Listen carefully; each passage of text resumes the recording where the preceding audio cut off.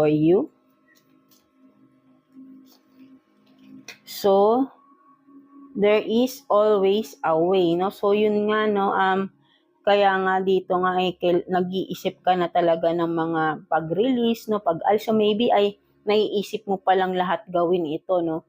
But then parang nag-aalangan ka, no, for some of you. So, sinasabi dito ni Universe, no, na meron laging paraan, no? But then kung sinasabi mong walang paraan, laging may dahilan, no? Maybe ayaw mo lang gawin, kaya nagkakaroon ka ng dahilan, no? You are reasoning, no? Something like that. But then, if you are willing, there is always a way, no? Sinasabi dito ni Universe, right? No? Kung may axe ka dito, i-cut off mo na sila, right? No? So, ayun din, no? So, umaga, naiisip mo naman tong gawin, but then hindi mo lang siya masimulan, no? Something like that. Maybe may mga blockages ka ba dyan?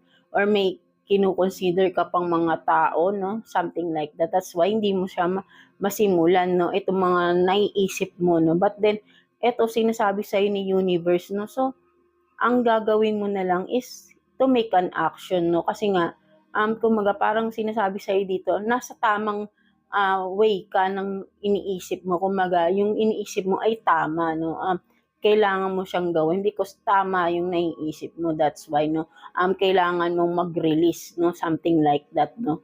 Mga Capricorn natin. So, ayun lang naman yung nakita ko, no? For you, mga Capricorn, no? So, yeah. I hope na naka-resonate kayo sa inyong reading today, mga Capricorn natin. So, yeah. That's it, no? For you, mga earth signs natin, Taurus, Virgo, and Capricorn, no? So, again, no, always pray lang tayo kay God, no?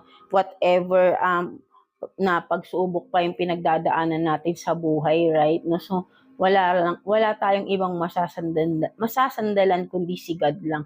And of course, siya lang naman talaga yung nakakaintindi sa lahat ng nangyayari sa buhay natin, right? No? Katulad ni Capricorn, right? No? So hindi niya alam paano niya siya magsisimula because I think wala kasing makakaintindi sa kanya kung magsasabi siya ng gusto niyang gawin, right? No? So, ang dapat mo nalang gawin, si God na lang, no? Hayaan mong si God yung gumawa ng paraan, no? Na ayan na. Siguro nga, ginagawa na ni God yung dapat na paraan, no? Pinapakita niya na sa'yo, nagkakaroon ka na ng mga signs, no? But then you are still refusing to take an action, no? Mga Capricorn natin. So, better to start doing it na, no? So, nasabi sa'yo ni Universe, no? Ni God, no? So, yeah, that's it for you, mga Capricorn natin. So,